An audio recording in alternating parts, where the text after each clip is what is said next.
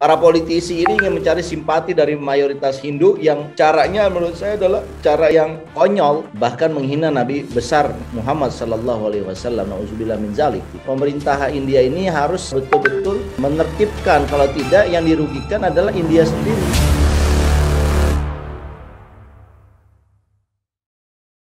Dampak dari penghinaan terhadap Nabi Muhammad ya yang dilakukan oleh seorang politisi dari dari sebuah partai yang berkuasa ya.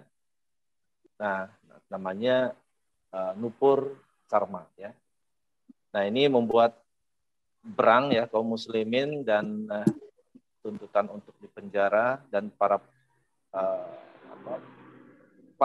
pengunjuk rasa ini ternyata malah rumahnya dihancurkan ya dan dipenjara ya, ditangkap oleh polisi. Hampir 400 orang. Nah, ini tentunya sesuatu yang melukai hati umat muslimin sedunia, karena kita tahu kalau umat muslim itu satu dicubit, yang lain merasakan begitu ya. Ini kita belakangan ini ya di India itu Islamofobia itu seperti tumbuh subur ya. Dari mulai penyerangan terhadap kaum muslimin, kemudian larangan untuk niqab untuk di sekolah ya, hijab ya, larangan terhadap hijab di sekolah, sehingga ada yang tidak bisa masuk untuk mengikuti kegiatan belajar karena stereotip itu ya, terhadap kaum muslimin. Kemudian ini sekarang adalah statement penghinaan, dan ini beberapa kali sudah istilahnya melukai hati umat muslim, dan ini tidak baik ya. Ini artinya berimplikasi terhadap banyak hal gitu. Kita melihat fenomena ini gimana Bang Matnur nih? Ya, satu ya, Islamfobia ini berkembang di India pada level yang menurut saya cukup mengkhawatirkan ya. Sebelumnya dia buatlah satu aturan di mana sekolah-sekolah negeri di India itu tidak boleh ada perempuan yang menggunakan hijab. Nah, sebelumnya lagi adalah banyak pelarangan-pelarangan atau undang-undang yang menurut saya adalah undang-undang yang mengandung unsur kebencian kepada kaum muslimin. Dan setidaknya apa yang terjadi ya, kebijakannya itu ternyata juga dinarasikan oleh kalangan politisi-politisi yang ada di India. Ya, saya kira ini adalah satu sikap politik yang menurut saya kerdil ya, dan mendapatkan simpati politik dengan cara mengagung-agungkan satu agama dan merendahkan agama yang lain. Ya, dalam politik ya, dalam konteks India adalah karena mayoritas di sana adalah penduduknya adalah beragama Hindu ya, dan kaum muslimin adalah minoritas.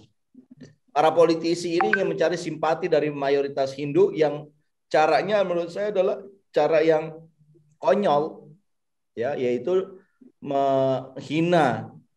bahkan menghina Nabi besar Muhammad Sallallahu Alaihi Wasallam. Nauzubillah min zalik gitu. Nah, saya kira sekarang dampaknya adalah protes itu tidak hanya terjadi di dalam negeri India sebagaimana kita saksikan. Protes itu juga terjadi di seluruh dunia ya. Banyak demonstrasi yang mungkin kalau bisa ada waktu ditampilkan bahwa ada kaum muslimin yang bersimpati juga di seluruh dunia terhadap apa yang sedang terjadi di India gitu. Mengecam pernyataan politisi India, ada 2 atau 3 orang ya yang menghina Nabi Muhammad di depan publik gitu. Sebetulnya mereka ini ingin mendapatkan satu gain politik, tapi dengan cara memecah belah masyarakatnya gitu. Dan saya kira ya pemerintah India ini harus betul-betul menertibkan, kalau tidak yang dirugikan adalah India sendiri. Kenapa? Karena India ini tidak bisa hidup sendirian kan. Indonesia misalkan banyak mengundang mengirim ya minyak kelapa sawit ya ke India misalkan. Nah, kalau karena isu ini memanas dan kemudian Indonesia sebagai negara mayoritas muslim dunia bersikap, kan India bisa kewalahan itu kalau ternyata tidak ada pasokan minyak sawitnya gitu yang masuk ke India dan juga barang-barang lain ya. Nah, saya kira ya kita sebagai orang Indonesia itu juga harus bicara kepada pemerintah India bahwa tindakan-tindakan Islamofobia ini itu tidak boleh terjadi gitu. Yang menghina di depan Nabi besar Muhammad SAW yang tentunya ini akan melukai perasaan kaum muslimin, tidak hanya muslimin di India tetapi seluruh dunia gitu. Dan yang sebetulnya kita harapkan adalah pemerintah India ini memberikan satu hukuman yang keras pada orang-orang yang telah melakukan pelecehan agama gitu ya, pelecehan Nabi Muhammad SAW. Dan kalau itu diberikan hukuman yang keras, saya kira persoalannya akan selesai. Tapi kalau pemerintahan India bersikapnya adalah nanggung atau dualisme gitu ya, dan saya kira ini akan merugikan kepentingan India sendiri. Ya tentunya negara-negara mayoritas Muslim tidak akan pernah happy ya untuk melakukan kerjasama dengan India, sementara pemerintahan Indianya membiarkan terjadinya pelecehan agama Islam, pelecehan Nabi Muhammad SAW. Dan kalau kita lihat ya kejadian saya kira 3-4 hari yang lalu duta besar India ya itu memberikan ada event, ada acara di Aceh dan masyarakat Aceh mengusir itu. Jadi nggak boleh gitu. Jadi kan ini sudah salah satu simbol, salah satu tanda hati-hati dengan kasus yang menghina Nabi Muhammad SAW karena ini adalah satu isyarat saja dan orang-orang Muslim di seluruh dunia bisa melakukan satu tindakan yang lebih keras daripada sekedar menghalang-halangi atau sekedar tidak setuju dengan aktivitas pemerintahan India di negaranya gitu. Saya kira ini yang perlu dikoreksi oleh pemerintah India. Ya kita berharap, kita berdoa supaya mereka bisa bertindak tegas ya setidaknya kepada politisi yang melakukan pelecehan dan penghinaan itu ya untuk keluar dicabut hak-hak politiknya dan kemudian diproses hukum manakala ada hukum yang bisa dikenakan ya mungkin pasal pelecehan agama. Kalau di Indonesia itu bisa dikenakan penistaan agama itu hukumannya berat itu ya bisa seperti Ahok itu karena slip of tongue ya keseleo lidah itu bisa berujung dengan kehilangan jabatan politik dan penjara gitu. Nah saya tidak tahu aturannya di India seperti apa, tapi saya kira kasus pelecehan agama ini adalah menjadi kasus yang penting yang tidak boleh diremehkan oleh siapapun ya. Kalangan politisi, akademisi itu tidak boleh. Karena itu adalah satu kepercayaan atau keimanan, keyakinan yang mendalam. Dan sebagai manusia modern harusnya tidak perlulah menggunakan agama ya untuk peroleh gain politik gitu. Harusnya kalau politisi itu paham ya berikanlah yang terbaik buat masyarakat sampai akhirnya masyarakat itu akan memilih dia dan dia akan mendapatkan gain politik gitu loh. Bukan dengan cara melecehkan salah satu agama. Saya kira itu tindakan yang sama sekali tidak bijak dan bisa memicu ketegangan dan perpecahan antar warga negara. Saya kira itu, Bro. Oke, baik. Bang Mus, ada yang ditambahkan? Iya, jadi kalau saya melihatnya tadi ya, sikap yang diambil India ini tidak bijak ya pemerintahnya ya. Maksudnya masa orang yang menghina, bukannya yang kita dengar itu diproses secara hukum dengan benar, malah kemudian yang terjadi kekerasan terhadap umat Muslim di sana. Artinya sikap kenegarawanannya pemerintahan India ini tidak terlihat gitu ya. Sehingga ya jangan sampai menyalahkan masyarakat internasional ketika nanti akhirnya produk-produk India ini akan diboikot gitu ya di negara-negara Muslim ya, atau tidak hanya Muslim lah sebetulnya. Karena negara-negara Eropa, Amerika yang menjunjung tinggi human rights ini kan tidak satu sikap yang tidak dibenarkan sebetulnya ya, melakukan penghinaan terhadap agama lain, tapi yang menghina justru tidak diberikan tindakan, tapi justru yang memprotes diberikan tindakan yang keras, akan terakhirkan ada konflik gitu.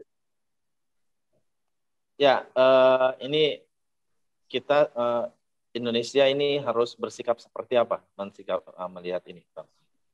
Indonesia Bagaimana? ini harus taat sama konstitusi, Bro Eko. Konstitusi kita bilang apa? Kita terlibat aktif dalam perdamaian dunia. Dan saya kira kita ini ya, saya belum mendengar memang ada satu tindakan yang konkret ya, pertemuan-pertemuan yang bisa meredamkan suasana gitu loh, yang diinisiasi oleh para pejabat kita. Saya belum melihat itu. Padahal itu adalah amanat konstitusi. Untuk itulah Anda ini dikasih jabatan, diberi gaji untuk melakukan mandat konstitusi. Nah, bahkan dalam konstitusi itu juga ada Pancasila, ada kemanusiaan yang adil dan beradab. Nah, ini ada momentum juga buat pemerintah, buat para policy makers untuk datang menghampiri dan menunjukkan sila kedua Pancasila. Hei, ini adalah isu kemanusiaan yang adil dan beradab. Setiap manusia apapun itu, apapun agamanya itu, ya harus disikapi dengan cara yang baik, yang bijak, yang adil dan beradab gitu loh. Jika orang menghina keyakinannya, menghina nabinya, itu konsekuensinya berat. Dan saya kira supaya ini tidak berlarut dan juga pelaku penghinaan ini tidak mendapatkan ancaman keselamatan yang serius, ya saya kira harusnya pemerintahan India segera turut campur ya untuk mengusut dan setidaknya untuk memastikan hal yang sama tidak terulang lagi di masa yang akan datang. Begitu, Bro. Ya, sepertinya harus gencar tuh di sana tuh dialog interfaith ya. Karena kebanyakan Islamofobia itu muncul karena pemahaman yang keliru ya. Jadi mereka memahami versi pemahaman Islam itu dari versi yang bukan aslinya gitu. Akhirnya yang terjadi adalah stereotip dan Islamofobia tentunya.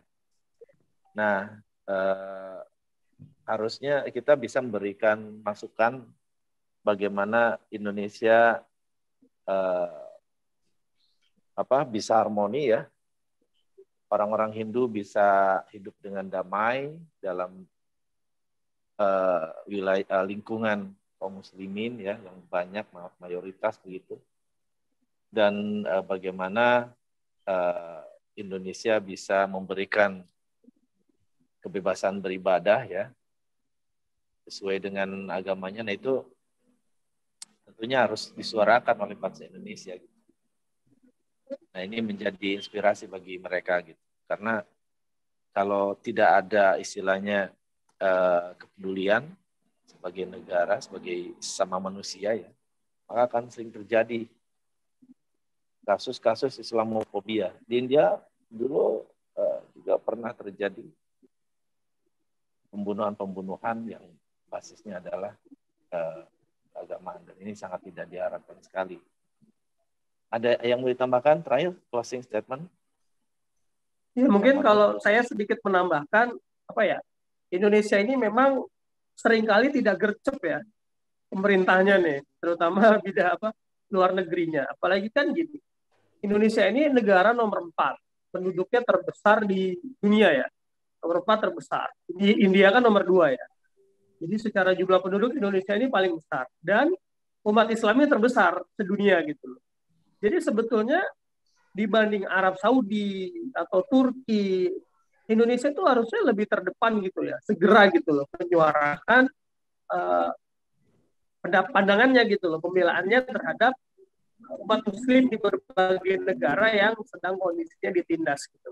Jadi Indonesia itu harus clear gitu loh diplomasi dari negaranya untuk membela saudara-saudara muslim yang berada di negara lain yang memang sedang dizolimi lah menurut saya. Itu mungkin tambahan dari saya. Kalau misalkan dibutuhkan peranan menteri selain menteri luar negeri ini Pak, menteri apa lagi? Apakah Kemenag? Kemenag harus ada semacam upaya gitu. Ya saya kira kalau untuk memberikan protes ya kepada pemerintah India ya saya kira tidak hanya Menteri Luar Negeri, harusnya menteri yang lain termasuk Menteri Agama bisa melakukan itu ya. Menteri Perdagangan, Menteri Perindustrian juga bisa melakukan seperti itu dengan cara mengirim satu sinyal-sinyal bahwa kami tidak happy gitu. Dan tentunya jangankan menteri, presidennya pun harus memberikan komentar gitu. Ya. Bahkan tadi yang Mustafa bilang, kita ini adalah punya satu keistimewaan ya. Kita yang terbesar di ASEAN, ya. Kemudian kita terbesar Muslim di dunia. Ya, harusnya kita ini menjadi terdepan dalam kepentingan-kepentingan yang terkait dengan dunia Islam dan juga kepentingan dengan di Asia gitu loh. Apalagi kita kontribusi nomor 4 terbesar populasi di dunia gitu. Kita bisa gagah itu mengatakan kamu harus berhenti. Itu kasus penghinaan, penistaan terhadap Nabi Muhammad itu harus dihukum orangnya. Sayangnya begini ya, Mus. Ya. Orang yang mengelola negara ini tidak mengerti cara mengelola negara, Mus. Ya, dia tidak tahu apa yang dia miliki gitu loh. Ya, saya kira karena dia tidak mengetahui apa Indonesia yang sebenarnya, dia akhirnya menyia-nyiakan potensi besar itu. Dan saya kira tidak ada yang mengerti bagaimana bangsa Indonesia selain yang orang-orang yang memang memahami karakter luhur yang ada di bangsa Indonesia ini. Ya, mereka yang kalau bahasa kita adalah bahasa para pemikir lah begitu. Ya, pemerintahan kita sekarang kan kadang-kadang nggak mikir ya, kerja-kerja terus. Ya, sehingga dia tidak memahami bahwa Indonesia itu punya peranan sejarah yang besar gitu. Dan satu penghinaan ini berlarut-larut ya karena ya kita tahu ya protesnya itu hanya di level grassroots gitu loh. Nah, inilah jadi PR kita dan setidaknya dalam perspektif kebijakan publik bagaimana kalau Indonesia ini mau maju, yang mengelola Indonesia ini mengerti apa kelebihan Indonesia, apa peranan strategis dan peranan sejarah bangsa ini, dan dia harus memanfaatkan dengan baik untuk kepentingan nasional. Itu baru orang yang mengerti cara mengelola negara. Kalau dia mengelolanya hanya bangun pagi kerja, istirahat, kerja lagi, kapan dia bisa kontemplasinya gitu loh? Kapan dia bisa menjalankan peran sejarahnya?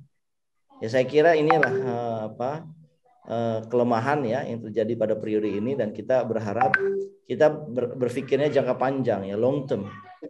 Ya bagaimana kelemahan-kelemahan ini bisa digantikan oleh pemimpin yang ke depan gitu. Jadi kita selalu optimis bahwa pemimpin ke depan ini bisa lebih baik ya, bisa menambal apa yang kurang-kurang dari pemerintahan sekarang, dan sehingga kita bisa menjadi bangsa yang besar ya, yang sesuai dengan cita-cita proklamasi ya, yang sesuai dengan Pancasila dan Undang-Undang Dasar 45, itu yang kita inginkan gitu. Teman sayangnya mencari orang yang seperti itu ya di era sekarang ini menjadi sangat sulit ya. Begitu, Bro. Jadi ini Bang, kerja, proyek, utang, Bang. Jadi mikirnya cari utangan. Ya itulah kalau pikirnya sederhana itu begitu. Dia tidak berpikir melampaui zamannya, melampaui apa yang dilakukan oleh orang lain, kreatif, aktif dalam perdamaian dunia, aktif dalam menciptakan kesejahteraan. Banyak hal kita sia-siakan memang, tapi ya itulah takdir yang harus kita jalani. Ya kita optimis saja kita bisa suatu saat memperbaikinya nanti. Ini satu hal nih. Kayaknya pemerintah kita itu lebih concern di deradikalisasi ya daripada Islamofobia, pemberantasan Islamofobia. Ini gimana Bang? Ya. Kayaknya agak susah ya untuk terlibat di masalah ini. Pesimis lah gitu ya. Ya kalau kita memahami bahwa agama adalah modal pembangunan ya, dan mayoritas kita adalah orang yang beragama, apalagi Muslim ya. Saya kira harusnya agama itu bukan dijadikan seperti musuh negara gitu. Nah, kan di eranya sekarang ini kan seolah-olah agama menjadi musuh negara gitu. Agama sama sekali tidak dianggap sebagai elemen yang embedded di warga negara yang itu bisa digunakan untuk memajukan negara. Ya apa yang saya katakan apa maksudnya negara belum menggunakan agama untuk alat pembangunan, ya nyatanya adalah bagaimana misalkan isu radikal itu, ya radikalisasi terorisme itu tetap dipakai oleh negara bukan dalam rangka membangun kedamaian, malah dalam rangka untuk mendapatkan proyek-proyek atau bantuan-bantuan internasional. Ya kita tahulah bahwa program-program deradikalisasi ini kan banyak disponsori oleh masyarakat internasional. Jadi kita ke bawah arus itu, padahal itu arus itu memang arus yang diinginkan oleh negara-negara lain gitu loh, supaya seolah-olah terorisme itu adalah musuh negara gitu loh. Dalam arti gini, seolah-olah agama itu musuh negara, ya saya koreksi. Seolah-olah Islam itu menjadi agama yang menghambat pembangunan negara. Nah, itu kan disebut dengan sekuler, ya, sekularisasi negara begitu. Nah, saya kira ke depan pola seperti ini nggak bisa lagi. Negara itu harusnya mengembededkan nilai-nilai religi dan nilai-nilai spiritual itu untuk pembangunan apapun agamanya, ya. Apapun agamanya itu harusnya di-encourage untuk membantu pembangunan, bukan malah dimusuhi begitu. Ya, saya kira itu tambahannya, Bro. Ya, mungkin satu hal ya yang saya pahami bahwa di Islam sendiri memang banyak kelompok-kelompok, tapi yang jelas kan ranahnya itu ranah pemikiran, ya. Artinya harusnya dibudayakan adalah dialog begitu. Sehingga bagaimana mentransfer pemikiran, saling menguji pemikiran, ya. Karena kan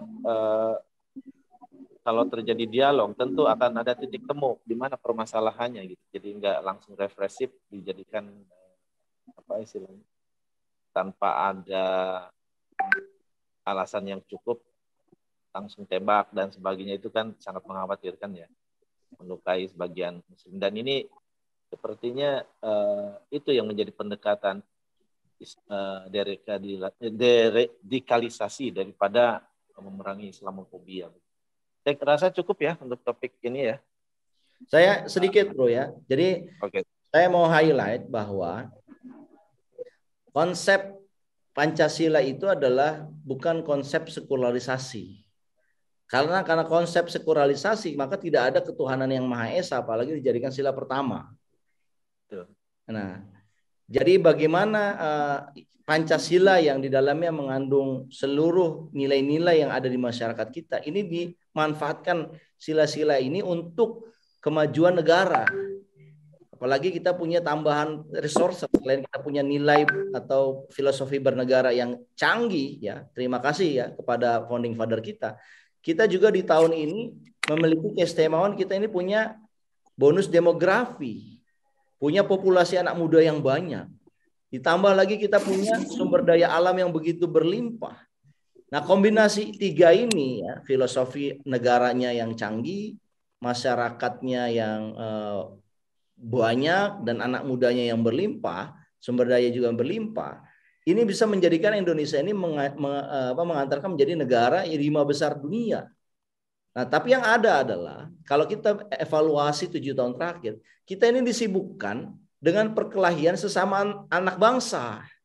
Isu radikal lah, isu pelecehan agama lah, isu khalifah lah, yang padahal itu bisa aja energi itu kita salurkan untuk membangun bangsa ini gitu. Sementara kita dipecah belah, ya, kadrun, istilah kadrun, istilah cebong itu muncul, dan tiap hari kalau kita lihat di sosmed berantem terus gitu kan. Nah, saya kira ini saatnya, ya, kita di channel Jangan Salah Arah ini mengingatkan seluruh audiens kita nih, seluruh teman-teman yang menyaksikan YouTube channel ini. Marilah kita melihat potensi besar bangsa ini, dan marilah kita bergandengan melupakan perbedaan, dan kita yakin inilah kita sebagai bangsa yang besar, bangsa Indonesia, kita berusaha memberikan kontribusi terbaik agar Indonesia ini menjadi bangsa besar. Setidaknya cita-cita kita adalah menjadikan Indonesia ini 5 besar dunia. Dan saya kira kalau kita memahami bahwa ini adalah satu panggilan sejarah bahwa kita bisa menjadi salah satu pemimpin dunia, ya saya kira yang ada adalah kita bisa melupakan perbedaan dan kita menatap masa depan.